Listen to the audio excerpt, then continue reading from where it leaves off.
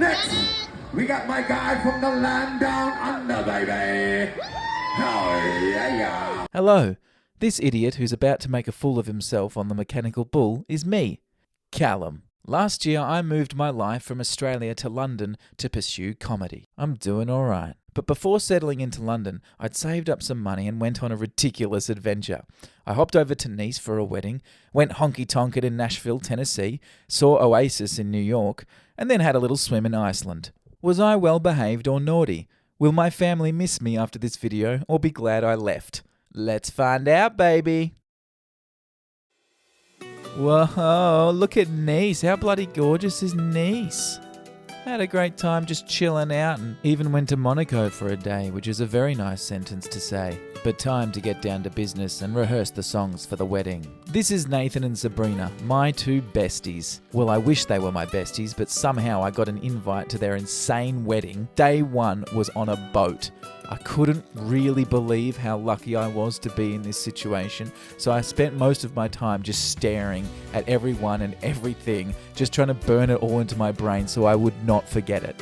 And do I need to say more? I mean, look at this. You can see me in disbelief and just thinking, what did I do to deserve this? Jess felt sorry for me dancing by myself, bless her. If there's no stage, I will make a stage and put on a performance for everyone, whether people like it or not. Day one of the wedding, the stuff of dreams. Okay, day two was on a mountain around the corner from Nice, and I got there really early, so I had to help set up. Now, the bride and groom forgot AA batteries for their all-important bubble guns, so I was tasked with looking for some. I was hurrying through this old French village going, has anyone got AA batteries? Has anyone got AA batteries? This is for a wedding and it's not going to happen unless we get some AA batteries. And I'm just elbowing other tourists out of the way while simultaneously trying to enjoy the surroundings. It's scorching hot and I'm sweating. I'm doing it tough. It's hard work. I had one job, and if I don't pull through, this wedding will have no bubbles. I was nearly about to give up, but then batteries acquired. Well, I didn't find them, Travis did, but I tried. Then it was time for the ceremony, which was absolutely gorgeous. Okay, this little tracking shot goes for a while here, so I've got some time to look at a thesaurus to describe this view. Exquisite. Then it was time for lunch, and it really did feel like I was on an episode of White Lotus. It was just like, what? Look at this food! They put me right on the edge, and as you can see, if I took half a step, I would be hurtling towards what I would think would be a pretty spectacular death. Then we got on a bus to some other random place in the south of France for the reception, and I was so mesmerised by that point I couldn't even process what was happening around me. These scenes were like straight out of a movie, and I hope I've captured them well here. Look, I've got my own little glass with my name on it. I think French people really love it when foreigners try to speak French to them. Merci beaucoup. Bride and groom are already practicing for their honeymoon. Now, this wedding cake was made by an angel in heaven. I am not a sweet tooth, but I inhaled this. Then Sabrina and her lovely dad did the dance from Pulp Fiction, and I nearly teared up because it was so wholesome. Everyone was encouraged to go up and sing a song for the bride and groom, and I was lucky enough to perform one of my own original comedy songs, which Nathan and Sabrina are big supporters of, so it was a very special moment for me. Weddings are magical. It's one of the only chances in life you get to be in the same place at the same time with people that are special to you, all celebrating what it means to be alive. Love, baby. I'd say I was pretty well behaved, but I've probably lost a few points for my terrible French and oh no, there's a cigar there. Naughty. I'd say my family probably miss me, but will I be able to keep it this way? In classic Callum fashion, my next destination is the furthest thing from Nice, and as I go down the airport slide of destiny, I think to myself, what's the wildest and most random place I could go to right now? And that place is... here we go. As soon as I get off the slide. Nashville, Tennessee. God help anyone planning a future holiday with me. Nashville has to be the most fun place I have ever been to. And as you can see, I'm a bit of a slut for a neon sign. The main street, Broadway, is crammed full of live music venues, some with 3 floors, and on each floor there's a different band playing. It's the home of country music and the home of bachelor and bachelorette parties. In other words, white people heaven. I wasn't going to go to Nashville and not get on one of those party tractor things. Woo! I was walking along Broadway and seeing about 10 different bands every night. Some were experienced, some were not so experienced, but then they got it together. If you didn't like one band, you could just walk next door and catch another one. They're all hard-working musicians and were an absolute treat to watch, so I tried to give them all equal amounts of attention. I love the Johnny Cash Museum. His songs and the banter he has with his audience on his live prison albums really inspire my comedy, and it was a treat to see the iconic venues he's performed in along with other country legends like Dolly Parton and Willie Nelson. I also went on a day trip to Chattanooga where they had this pretty cool waterfall and I had an awesome burger. Alright, I've been sitting on the sidelines for too long. It's time to shut up and dance.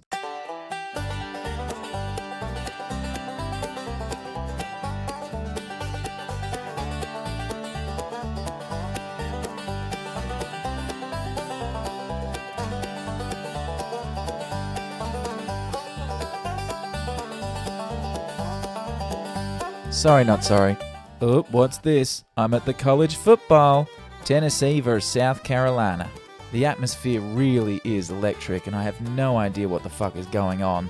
But the entertainment and theatrics in between the breaks are 10 out of 10. I don't think the AFL would do anything like this, but I really hope they try one day because it really is amazing scenes. But I got bored of the game, so I went and hung out with the band. I made friends with Ezra, who plays the bass drum, and he said that everything they say about band camp is true. I ended my insane week in Nashville with the most ungodly hangover known to man. I remedied this by feasting on the finest fried chicken in all the land, and reminisced on my time with the lovely Pam and Mark, my friends from Texas, who joined me for some Nashville adventures. Thank you for being the two best travel companions this silly Aussie boy could have. I'd say my behaviour was that of a clueless white cowboy. And after seeing the footage of me dancing, I think it's safe to say that my family are glad that I'm on the other side of the world. Without taking a breath, I fly straight to New York for the main reason why I'm in the US. There's a little known band playing called Oasis. It was way too hard to get tickets in the UK, so me and my buddy Aidan, who lives in New York, managed to get some tickets, got there super early, and it's fair to say that we were really close. Like, really close.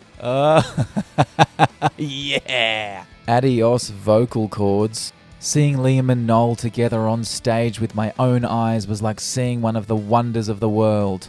I knew the reunion was going to happen, I knew it. My favourite song of all time is Don't Look Back in Anger. So getting to scream So Sally Can Wait with thousands of other fans from all over the world was an experience that I will never ever forget. If I could describe this gig in 4 words, I would say...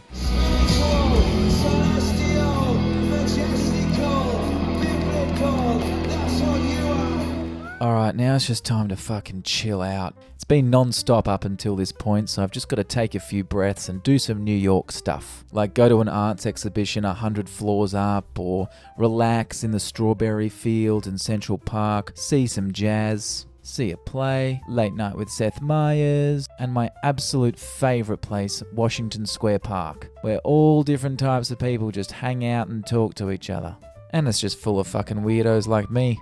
I spent some quality time with new friends, old friends, and even mates from back home. I went to the Stephen Colbert show and I got to ask him a question. I was like, if you forget or mess up a joke in your set, how do you not dwell on it afterwards? And he was like, son, you'll learn as you keep doing comedy that if you mess up one joke in your set, you will think about it for the rest of your life. Good luck. And to me, that was a perfect answer. Legend. Here I am preparing for my only gig that I'm doing on this trip, getting my props ready and just staring at a wall and disassociating is the way I like to warm up. I was on the Idiot's Hour where you're encouraged to do weird stuff. And weird stuff I did. I did my classic sexy sunscreen bit that 99% of the time goes down a treat. I see people that are sunburned and think, I won't go into details, so if you're a bit confused, you need to come and see it live, and then you'll understand it somewhat. The New York audience were receptive of my stupidity, thankfully, and to the point where a guy even joined me on stage and put some sunscreen on my back. As you do. New York behaviour, I was mostly pretty fucking chill, man. And my sunscreen bit is my family's least favourite routine of mine, so at this point they've probably stopped watching. Alright, it's time for me to head back to London, but I have an extra long layover in Iceland, so why not have a quick dip in their Blue Lagoon? It was so relaxing, like you're just swimming in this 40-degree water that's surrounded by this volcanic rock, and you can get a beer, you can get a face mask, and a $12 chocolate muffin, and just relax, man. I wore my rashi and my colourful boardies, so my behaviour was a bit tacky touristy, but I made sure I put on some SPF 50, which would make my mum proud. And therefore, I think my family miss me again. And it's time for this tired boy to go back to London. It's not lost on me that I was incredibly lucky to go on this insane trip. A wise guy, Sabrina's dad, told me that you have to look at your surroundings uninterrupted for 60 seconds to fully take in, soak up, and appreciate where you are. And that's exactly what I tried to do everywhere I went, as long as my ADHD brain would let me.